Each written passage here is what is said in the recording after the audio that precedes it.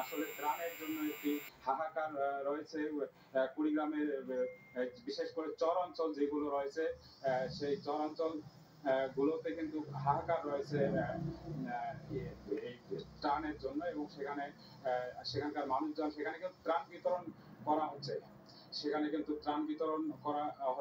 এই মুহূর্তে এই ছিল কুড়িগ্রামের বন্যা পরিস্থিতির সর্বশেষ।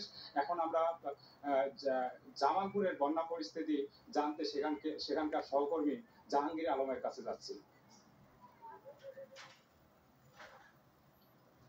জামালপুরের বন্যা পরিস্থিতি যদি আমি বলি, যে গতকাল থেকে আজ পর্যন্ত কিছুটা উন্নতি হয়েছে। যমুনা নদীর পানি বাহাদুর ঘাট পয়েন্টে প্রায় 7 সেন্টিমিটার কমে কিন্তু 87 সেন্টিমিটার উপর দিয়ে প্রবাহিত হচ্ছে। তবে জামালপুরের বন্যা পরিস্থিতি যে চিত্র বলি, যে অবস্থায় আছেন সেই অবস্থায় আছে। বাড়িঘরে পানি আছে, রাস্তাঘাট তলিয়ে আছে, ফসলি জমি তলিয়ে আছে।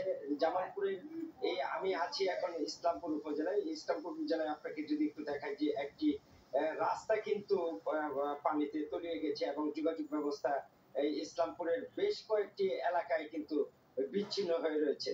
তো এই এলাকার কর্মহীন মানুষ কিন্তু যারা কর্ম কর্ম কর্ম করে তারা কিন্তু কর্মহীন হয়ে পড়েছে। তাদের খাদ্য সংকট দেখা দিয়েছে। এখানে যেটা আমরা কথা বলেছি, যে আমনের যে বীজতলা কিন্তু এখনো তলিয়ে আছে।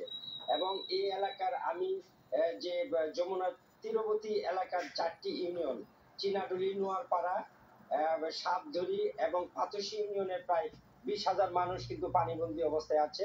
তারা অনেক দুর্ভোগের মধ্যে রয়েছে। এদের মধ্যে যে পয় নিষ্কাশনের ব্যবস্থা এবং বিশুদ্ধ পানির সংকট দেখা দিয়েছে, খাদ্যের সংকটে দেখা দিয়েছে। তারা যেটি বলছেন, যে পর্যাপ্ত পরিমাণ যে সরকারি সহায়তা বা ত্রাণ তাদের কাছে পৌঁছায়নি। অনেকেই ত্রাণ না পেয়ে তারা মানবত জীবনযাপন করছেন।